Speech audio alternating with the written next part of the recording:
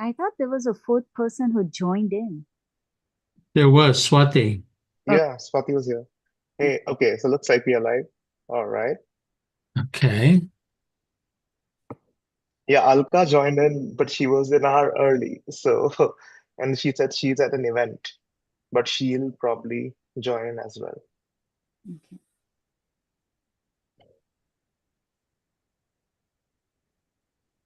All right, let me start sharing my screen.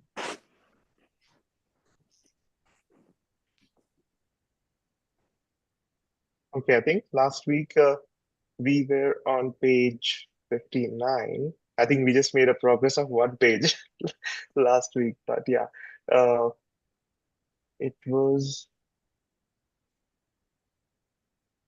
we stopped here on the second paragraph.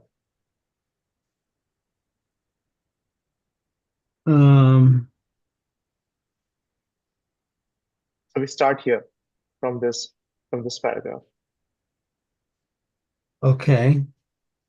Mm, Avani, do you want to read? okay, I could start.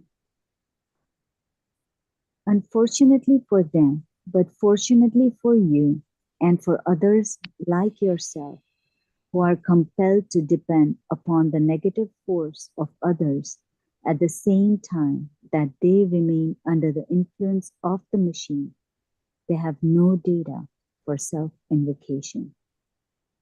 Someday soon, if you continue your self invocations regularly, bathe in the cleansing radiations resulting from self invocation and the invocations of higher presences than your own, you will find yourself in the same predicament as other vampires. You are now learning to depend upon negative force for your invocations.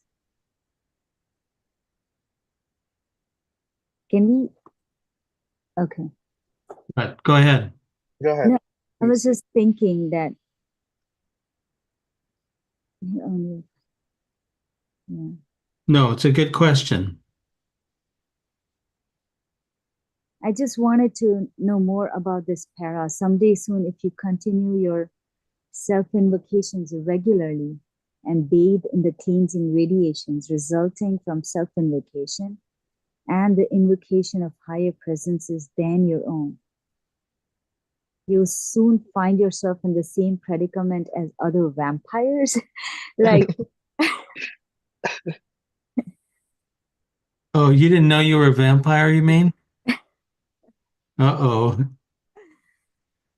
Self-knowledge here. no, because my understanding of the vampire that he was using was that if you are not aware, you become a vampire sucking blood from others or others' energies, because you have so much negative force. So you're sucking away the positivity from others, something like that.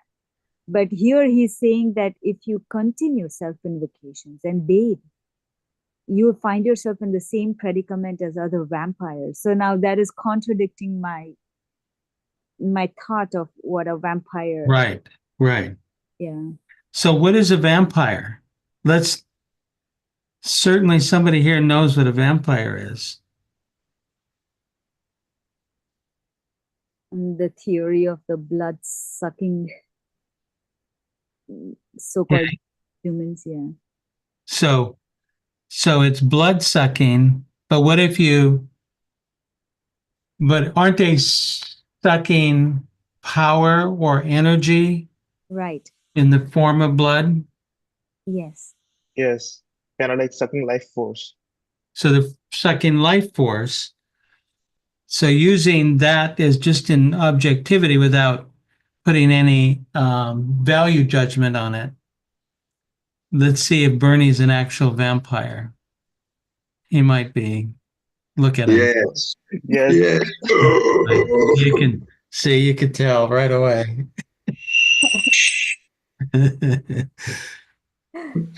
no, that's an aware vampire right there. Ooh. Okay, so what's a vampire?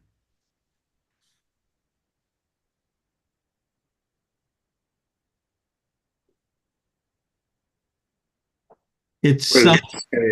Go ahead, at Bernie. least I agree with Vavinius, what you know, I can, but it contradicts our moral standards, so to say. But I suppose that if EJ is using this concept or word, it has a meaning, interesting meaning. Um, so we have to, I say, we have to give it Uh-huh. space, no? Somehow. Yeah, So yeah. you tell us what is a vampire is, David.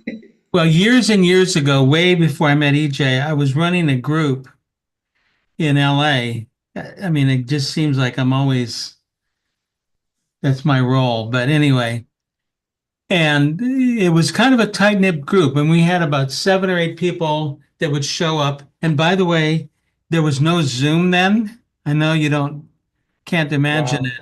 I Yeah. know, but it was like people actually met together, and we had 7 or 8 people. It was actually a public meeting. We met at our apartment, but this one guy started coming, and he just had the wrong energy. And I spoke to somebody about it, and then the guy says, "Well, he's coming here to suck your energy." But because every time we would pay attention to him, he would get enlivened, right? You you like you start talking about how this or that or this or that is off or this, and the person says, "Well, just turn your head away from him. Don't fight him, but turn your head away from him. Don't ignore him. Don't give him that attention." He left. That was the last time he came. Came 2 meetings. So he came there to get our energy. We had a lot of strong workers. I want to add one thing here. That add in the sense I just want to confirm what I understand is correct. So for to me it looks like we are vampire in terms that we start like self invocation on our own negative emotions by converting or whatever way, because in the next paragraph it says that, but what about the day when you lose your own negativity? That means we are vampire of our own negative emotions. We're feeding on them, like in the sense we convert those ones and use for the self invocation. Is this uh, something I understand correctly? Yeah. That's beautiful. So isn't that like a natural source of energy that we wind up with? Well, some of us, maybe not all of you, but have negative emotions every day. Okay, not Nikhil. I guess he's saying he doesn't really. No, I'm saying I have Oh, negative I emotions see. every day. The other way around. Oh, so But did you mean the same thing or did you mean the opposite? so if you have a negative emotion and you don't judge it, which is an enormously difficult thing to do, then isn't it just a flash of energy that's mechanical? Mm.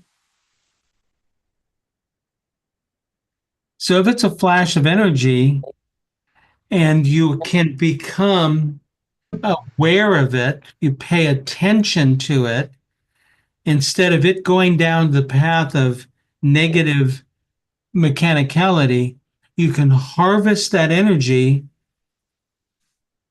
for invocation.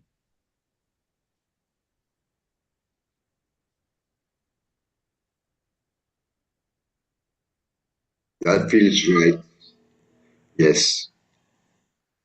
Um, however, However, sometimes when I read these things that it makes me think of contradictions, I also open the door to the possibility that the writing could be also instrumental.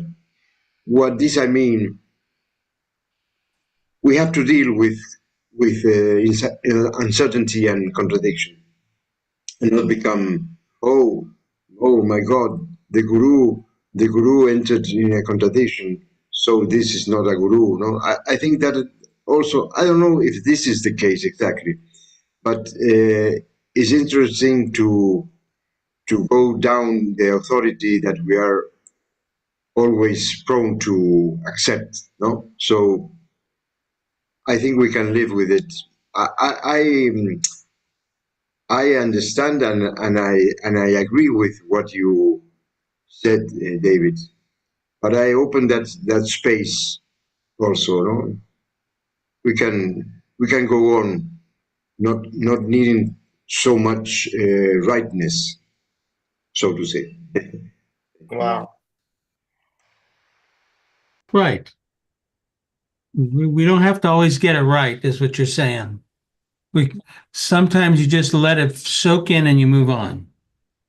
And I guess that's the important part. Like, even if there's negative force or anything, like to just let it be, that to give it that space to just be, even if the mechanicality is there, to just let it be and just to see it, without any judgment.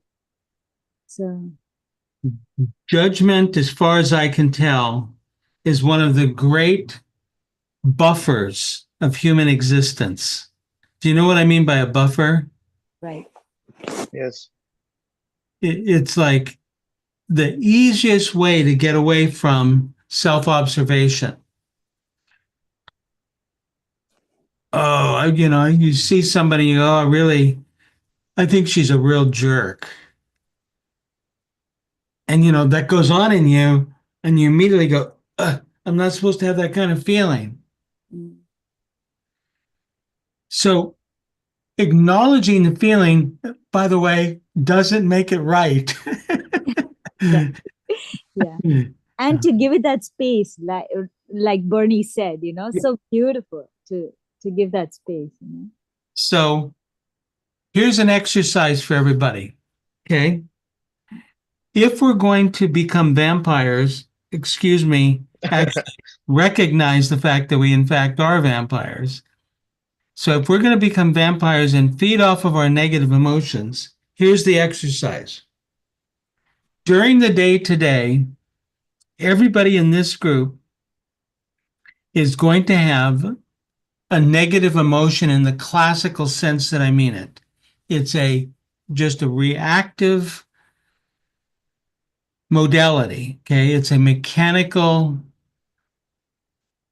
something that comes up. Doesn't matter what it is. Could be a judgment of yourself, a judgment of others, a judgment. You stub your toe on a chair and you have a mechanical reaction. Okay. Oh no, once again. Oh Yeah. no. And then Once, there's all this. So you notice that you stub your toe. There's literally at that moment, there's pain, but then there is an emotion after that, self-judgment, or why did this happen to me? Me, oh, poor me, whatever it is. Find a negative emotion that works in you. The smaller, the better. Don't tell anybody about it.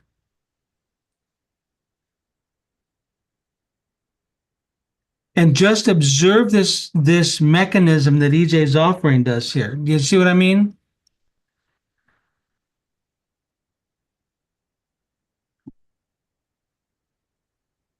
You may be saying, gosh, I don't know if I'm going to have a negative emotion today, or I wonder, I'm not, maybe I won't be able to, because that's a negative emotion. Anyway, you will, I guarantee you. Now, a few magical things happen. If you can isolate that little baby one, don't make it a big one, like the world is coming to an end, or my brother is a jerk, or none of that.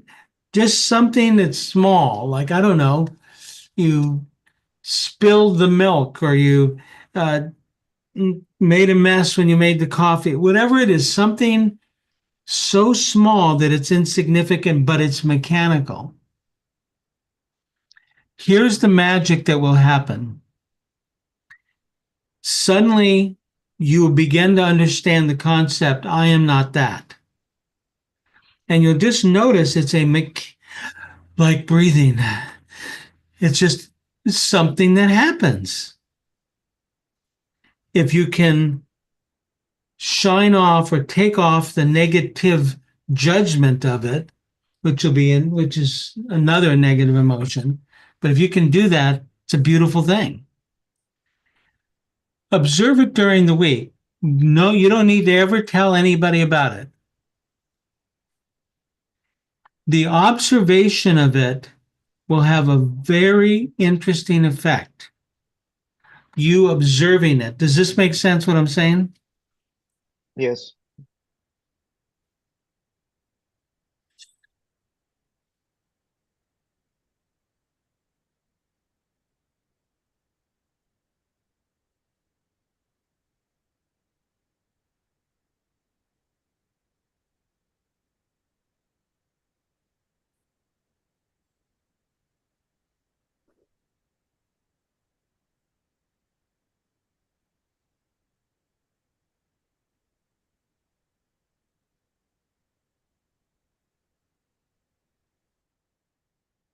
We can go keep reading if you want, anybody.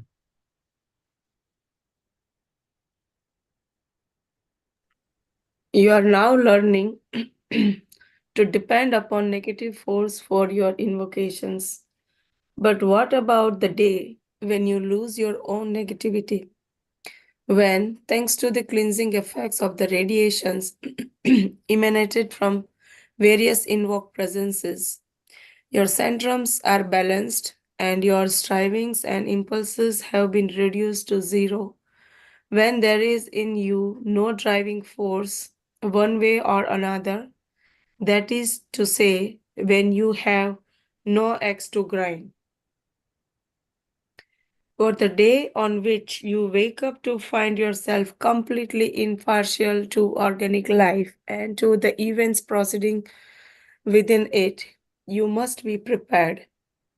A community in which the conditions of continual irritation must be organized.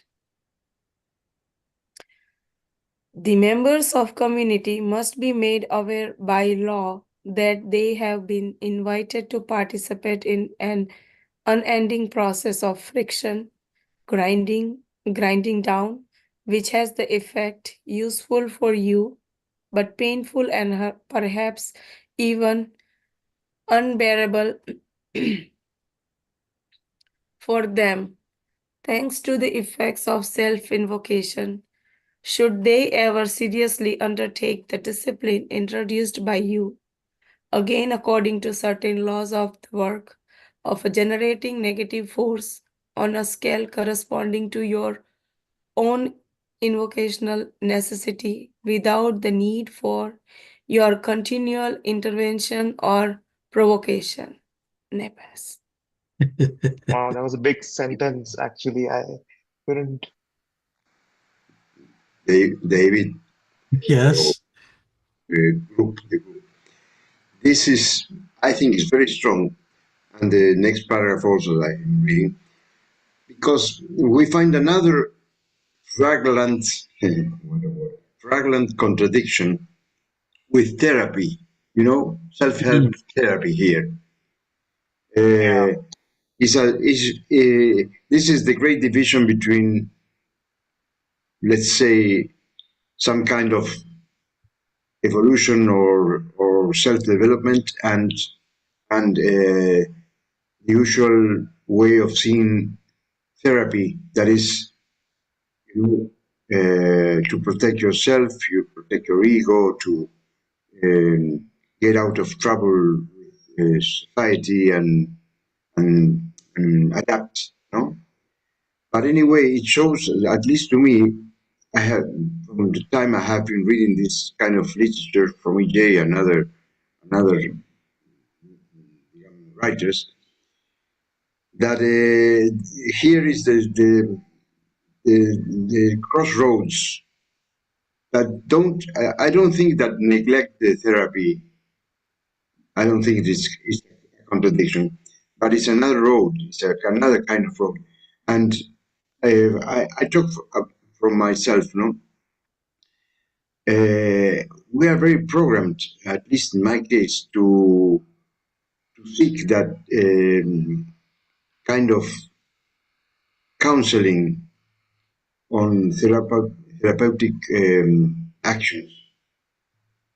And EJ here introduces us to a special condition of group and social interaction, creating friction and creating difficult situations. And it's very interesting. At least it has been very interesting. That's why I wanted to share.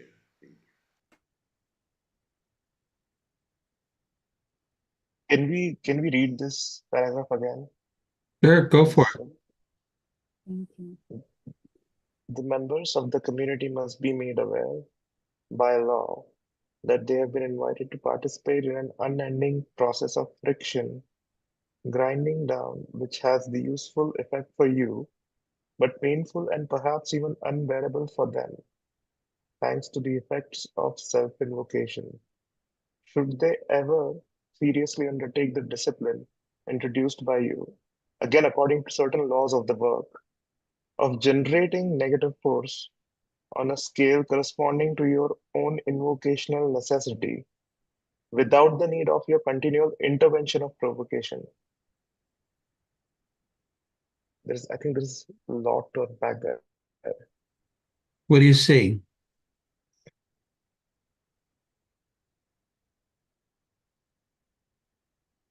It seems to be the skeleton of uh,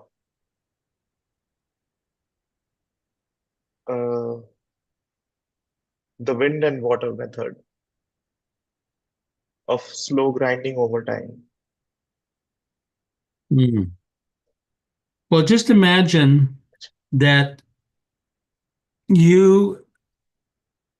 I was living with you Yeah, and go ahead. Bernie and Bhavani and Swati. We were all living in one big house, okay? Bhavani would bring, a bunch of kids, her husband. Swati would bring her daughter. And what do you think it would be like on a day-to-day basis? Bernie would bring all his stuff that he's got there on his walls. I'll bring my guitar. You'd bring your guitar. Oh my God. It's already grinding on me, just the thought of it. And I love that thought. Love that thought. Well, with my kids come their drums and their harmoniums. There you go. We can have a band in a few minutes. Well, And then but and then David be like, "What the hell did I do?" I stick my head out and he goes, I'm trying to get some sleep. Yeah, everybody. I thought you were saying you're sticking your head out of the window, trying to get some air. Really. And then David, Bernie starts cooking his liver and onions and fills the whole house with, I don't know if you see what I mean? Yeah. Well, you have three Indian people over here, so you'll definitely have amazing food for sure. Well, for I you. will be that person cooking for everybody. And Sorry. Okay, go on, go on. so you can imagine that these dynamic individuals coming together would create a great deal of friction, right? You can just see it. That's what he means by this paragraph. But you do it willingly. You move in together willingly. I mean, isn't this what the ashram is about? It is exactly what the ashram. Right.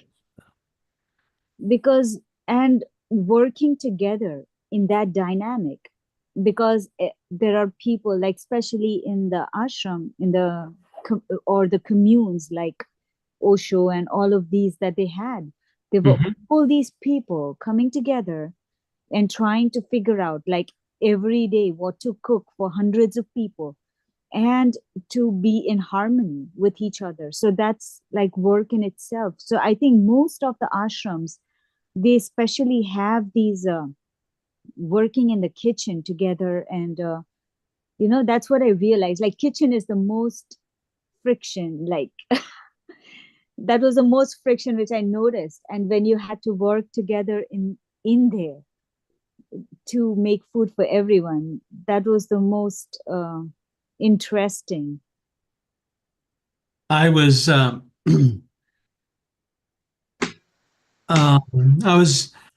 went to a 3-day meditation cycle when I was living in Colorado, and you had to volunteer during those 3 days. You had to take a 4-hour shift volunteering. There was, a bunch of different things. I volunteered for the kitchen, and our job was to make lunch for like 150 people, right? Mm. And the kitchen master was like a conductor of an orchestra. It was just beautiful to watch him work, and he's going, okay, well, the rice is almost done, and over here, let's get those vegetables ready, and da da da. Okay, all right, let's start serving, and it's like suddenly you had 10 or 15 people doing that. And after our session, Inayat Khan was coming in with his group, and his cook came in to check out the kitchen. Well, this, getting ready for, like planning. And she was talking to the head chef, and she put her knives out on the counter, and she says, "These knives have never touched meat." So let's just say that you're going to cook a meal like you did at the gathering, Bhavani, for 25 people or whatever it was, right? Mm. It takes a lot of skill, but a lot of working together. Yeah. So you have to drop your personal egos for a few minutes. It's a beautiful thing. I was back when I was in India, I was visiting Ma Anandamai Ashram, and I Ooh. just wanted to. I think it was in Kerala, uh, and on the last days, I decided to work on help with the kitchen while doing the dishes, and I thought, let me just start doing that, and uh, I just realized that some of the people who came there, they have worked there for over 30 years. They just ended up living there and they're just, grateful, living their lives there. Anyway, so I start doing my dishes and the dishes start coming in and I'm starting to think, okay, when is this, when is this going to end, Because the dishes are not like our regular dishes. They are huge, You humongous dishes. fit in it. Those are the ashram dishes. Yeah, yeah, and they're like huge and literally it's like my own size. So So I'm thinking like, when do these dishes stop piling up? And they never did for a few hours. And I'm like, oh, I'm just getting tired now and all that. But suddenly, um, when when it when I was over with it, the amount of that all that negativity like kind of went away, and I was kind of grateful that I did that, even though it was like a really back hurting work for like a continuous stretch of 3-4 hours. So It, you overcame the task, allowed you to overcome your negative limitations, your own Right. personal negative emotion. And I did feel that, and I yeah. did feel all like, when this is going to end, or what am I doing? You know? And the beauty of this would be, Nikhil, that when you overcame all of that, even with the tire, like, your body might be tired, but there's an exhilarated feeling, which Yes. which is unexpressible, right? Like inexpressible. So basically, that that feeling, it comes when you're in a community working for somebody else. Right. So that feeling is, yeah. Mm. I even am reminded of one incident like in the Osho's commune Pune part 2 when Diksha, if somebody know about her, she was a very like she was I think a kitchen head and someone complained to Osho about her approach and then Osho said she is there for a reason and she is playing a role of a tough Zen master and you have to bear with that part and whosoever is sent to kitchen work is even like done purposely. So yeah, the kitchen is most important part of the ashram or commune, I believe. Yeah. Because I had a similar experience like Nikhil's when I was in the ashram. And the first time I took up doing dishes, so I remember my back hurting and like, dishes keep coming in. But then I overcame it, so I could kind of relate to him at some point. And then I chose to keep doing dishes for a while. So yeah, it's amazing. Nick, can you scroll down one a bit? Scroll the other side, please. Down, Oh, okay. not You want to go down, back? back. Uh, the point is, for me, the point is the members of the community must be made aware by law that they have been invited to participate. With this, I mean, I look back in my life and I think that I have made some arrogant activities of trying to exercise this meant by EJ with people that they are not in a group or working in a group. But I had in this moment some regrets or whatever because that was not fair play in a way because it's very different to in the normal world with your associates or colleagues or whatever. If you play that role of seeker after truth and you're a mystic, you're wrong. You're doing wrong because they are not aware and they have not made a contact with Right. your self Mm. discipline or involvement. So I think that phrase, the members of the community must be made aware, is very important because Yeah, we must understand we are part of a kind of exercise or experiment. No, yeah. Yeah. And I thank could you. kind of relate to that because I remember when I was baking in the community, I so there were barely any people, like when you're baking breads for the whole ashram and you're making cookies to sell and all, So while doing that, I took up that, but there was generally no help. And for one instance, I suddenly realized that there were almost 5, 6 people who came to help. And I was so thrilled that, oh, everything will get accomplished that day. And I realized that day that Bhagwan actually came to the bakery, and somebody knew that he was going to come. So everyone started coming there, to actually see him. And I was like, I was so excited and thrilled. I had an entire vision that, oh, I'll be able to complete blah, blah, blah. And, so I Yeah. set my entire schedule according to the helpers.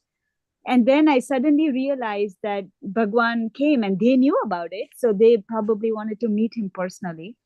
And he suddenly comes and he sits outside the bakery. And all those helpers, they go away. And I was so upset at him.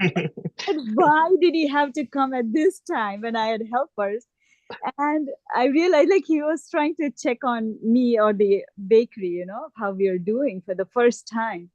And then I was so mad at him, and I actually went to him and said that, I actually went to him after that meeting, and I told him that, I had so many helpers, and you came and they all went away. And I got mad at him. And I remember he just smiled, and it made me realize when he smiled that this entire episode that he's talking of, right, that there are people who may come to help you, who are, I mean, who are there for their own work purpose, so like they're helpers, they may not be helpers, they might be people who may know the ashram, may not know the ashram. They have their own purpose, but when you rely on somebody for doing something, that was like my biggest learning on that day, Yeah. that you have been invited to participate. So I chose that duty, of being the baker for the ashram. And then in that entire process of this friction and whatever, so it does not matter, like, I don't know how to put it, but sometimes, like, whatever they are saying, right, it's painful, perhaps even unbearable. But after 2 weeks I realized that Bhagwan told somebody that, pass on the bakery to somebody else. And I was really mad because I wanted to take control of the bakery, and I realized that he suddenly noticed that subtle attachment which I had. And I could sense when I was talking to him, when I was mad, I could sense all of that, that subtle emotions of my attachment, of Bhagwan noticing it and all of that. And I realized he passed it on to somebody to take care of the bakery. And I was mad that he noticed what I was feeling, But this entire thing that happens, I think it's a friction, So Sure. yeah. So you put yourself in a position where your transformation is a necessity for the work. So, for instance, if let's just say no one ever came to do the bakery, but in order to do the baked goods, they had to stay at a very high level of quality. Mm. You would have to develop those skills. You may or may not have those when you first started, right? Oh, yeah. The first time the baker taught me, the yeast was so bad, and he still taught me. And I remember making that bread, and even the cows didn't eat it. And Exactly. the next day, I still had the confidence to bake for the entire ashram, and I baked, So it was a So, success. so this is what this paragraph is about, is working together. Yeah. We don't have that opportunity in Zoom. Mm-hmm. As much as everybody loves Zoom and all that, it pales compared to being together. I mean, what if we had in our little household that we lived in, we depended all of our IT was handled by Swati, you know, our internet, our computers, and then suddenly the internet goes down. We would just blame her, right? Yeah. And start yelling at her, I can't get on. I have a meeting coming up. What are you doing? Blah, blah, blah, blah, blah. That's how it works. So I thought a community would be interesting because let's say you had 10 acres and somebody was assigned to be like the waterworks and maybe power, take care of energy and water. And you think, plumber, electrician, but it's fundamental, right? Mm. What do you do when it rains? What do you do when the electricity goes out because of a storm or blah, blah, blah, blah, blah, blah. Mm. And then you wind up finding how your personality works. There's a flip side to it. You also start admiring the people that you can trust. It's a beautiful thing. Did you say start or stop? I said that you learn to I admire see. I see. Yeah.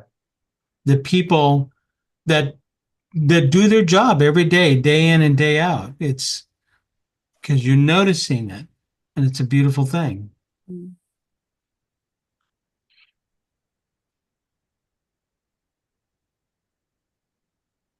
So would you move to an ashram?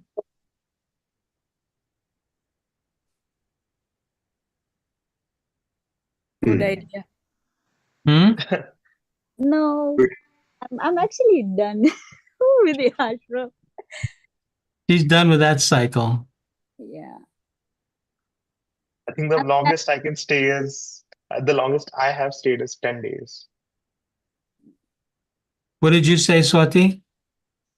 No, I'm saying it's a good idea. I stayed like for one of my ashram back in India. I mean, my guru's ashram for 1.5 year, and I encountered all such things like for 1.5 year from my guru's wife actually after he passed away. And later I realized that she was there for a reason, as a guruma. Even though she's a guruma, you cannot like say anything to her, just not to say anything, but to follow her, whatever, like, harsh or anything that comes up. So yeah, I am in favor of ashram. Maybe I can stay for a year. I'll take work from home. David, aren't we in a virtual ashram? What's that? Yeah. Aren't Yes. we now in a virtual ashram?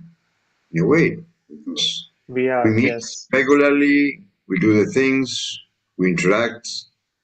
We don't do the dishes, and we don't cook, but we show at the time, and we have somehow adopted a schedule of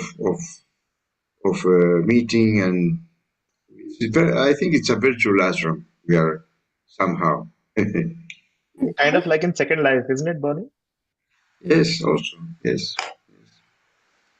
And I also feel that when you move in a community or in an ashram, it's a phase where you're supposed to learn you learn the life sources, anything necessary from it, and you're supposed to move on. Like you're in a kindergarten, and you learn, and you move up, and then you have to practice that in your life. So for me, like, I realized that it's the ashram is necessary to learn all the aspects, and then you practice it in real life. So you graduated now and now practice it, in a job or wherever applicable. And that is more important because you have the theory of it through the guru and everything. You have the words, you have everything that is so far kind of shared it with you, and now it's time to practice, so Elka, welcome. Elka just got here. And Oh, we were just planning the ashram that we're about to start in California. So just we already assigned you a role. So Kitchen. well, Alka now has the visa to come to US, so she'll be here soon. There you go. Yay! Yeah, I go have to the the visa, kitchen. but I don't have the courage to come. Prepare No, But he food said, for all of us. no, but he what said, go to the kitchen. no, the only job that was left undone was the trash and garbage. So Hmm. Clean the toilets. it's Not not bad. bad. Second. David, also, I see another point. Probably you all have thought about it, but there, any of us, or many people, but why not all, any of us, also can think of the ashram to escape from the world. You know, you can go there, you have your food, your everyday need, the discipline, and you don't want to. But I thought that this girl Swati was saying a very interesting, like a place you go and upgrade, and then you go back to the not to the real world, but the world without where you belong in a way, because That's the uh, downside. That's the downside of the ashram. You're right. yes. But So David, the one I mentioned, like I was working full time as a lecturer, and rest of the time I used to live in the ashram. So it's not always like ashram. We can just say that, oh, just the ashram. Like, we do belong to the world. We work with them out outside world and the inside world. So that way, I don't know, that idea can also be Yeah. like considered. But Yeah. Yeah, Swati, what I realized being in the ashram, like even when I visited the ashram, I wanted to work. So I was teaching in the school the entire time and doing the bakery and farming. So I was keeping myself busy throughout my stay as well. But despite that, I realized that there is what do you say? What is that term for that land which is ah, Karm Bhumi. huh? Karm Bhumi. No, not Karmbhumi. The land which is like all amazing. What is that word for that? The Utopia. Utopia. utopia. It literally, like when you come in the real world, you suddenly feel you were in a utopia at the. yeah, And I think when Bernie is what he's trying to say is that sometimes that feeling is utopia is so amazing that some people, because and especially at the ashram that I lived in, you don't have to work. There is no money to live in the ashram. Like Bhagwan was against paying to live in the ashram, so still people come there as just like use it as a stay, and they get free food, free stay, and nothing to do, like no responsibility whatsoever. So imagine to be in a place where you don't have to do anything to just be there, and what kind of people it attracts, and the kind of people that want to work, and then you have the people that are just there to escape, right? And I Hmm. escape is necessary at some point, because sometimes you have suffered a lot. So this becomes that cushion. So I saw that for some people who just came to escape, I saw it as a cushion for them to get that strength to go back into the society. So that was that space for them. But I realized for some people it actually becomes a spot where they just become lazy and they just be forever. So there are those kinds where, like, I'm not talking of the working crowd, but there is a whole, I mean, you could say there's like just like the wavelength of the light, the spectrum. There's a whole spectrum of people who are attracted to that. So yeah. I mean, I could understand your point, and I could understand that Bernie's point, because I've seen it in person. So yeah. So, Bhavini, there is another point that Rajan Vakil pointed out about the same issue that happened with one guy who was just like, you said, like, they don't have to do anything, everything is available for free. So there was a guy who used to go to kitchen, and the lady who was in charge, she will like say all kind of, words to him that, he's just, you mean like, I mean, what do you understand? Like, Yeah. he's just here for nothing, and he's just eating and wasting resources of the ashram, and then he felt hurt, and then he came to like Rajan Vakil saying that, why don't you say something to her? All anytime I go there in the kitchen, she just insults me that way. So, and then, the point that Mr. Vakil wanted to make was like, are you here for the like peace or for rising up the ladder of the consciousness? So if she's saying something, that is a kind of suffering to that man, and that is a payment he's making, by taking those words literally to what she meant, that, and he can have a like that would like instrumental for his growth, even if he would have taken it that way. So it's not like just you are working in like physical terms or in other terms. It just that is you are working in your inner what do you call negative forces, and you are transforming those. So I hope I can make a point here, what I wanted to Yeah, basically Yes. the transformation, whether it is the passive force within him or whether it is the negativity in the person judging him, uh, there's transformation happening in either cases. No matter, but that is happening anyway. Like if you have the concept of knowing, of like looking into yourself, basically the main reason you go to the ashram is to get that concept of actually start looking into yourself, which you never had before. Have to look into yourself. Like that's what we are working on even right now, right? Like everything around the ashram would be to know yourself better, basically. Yeah. So once you have that aspect, it doesn't matter where you are. So whatever, I mean, like it doesn't matter. Like once he caught that aspect, or once you catch the aspect, then it doesn't matter where you are. Like that's what I understood.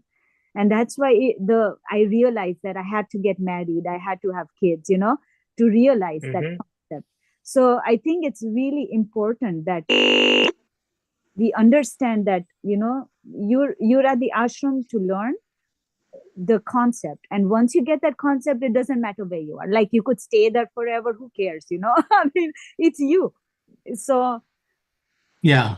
yeah. That's what I say. At some point, you've got to take it on the road. Mm. Take your David, work on the road. Yes, sir. do we have, or maybe I should ask Nick, do you have 1 minute for a story that Yeah. Yes, happens in please. Yes, India? please. It's Yeah. a natural. It is not exactly from the natural corps, but it's from that line. The guy, the Westerner, goes to India, and he's a tourist, and there is he has to go from one place to another, and he takes the bus, and he sees the fare of the bus, the ticket, and there are three scales. One cheap, one not so cheap, and the last fare very cheap, very high. So he takes the highest, and he jumps into the bus, and he looks around, and he sees all the seats are the same. There are no difference, and he begins to think that he has been cheated. No, but he doesn't know much of the tradition there, so he shuts up and goes on. But then he goes to the chauffeur, to the driver, and says, "Hey man, what is this? I paid a high fare, and this is always the same. It has no difference." And the driver says, "Just go to your seat and wait." So the bus goes along the road, blah blah blah, and finally the bus comes to a very high hill, and it's an old car, of course. And so the driver stops the engine, the bus, and talks to the passenger. Say, "Okay, the cheapest fare um, have to go down this and push the bus." Well, yes, the medium fare have to may stay out, but don't need to push.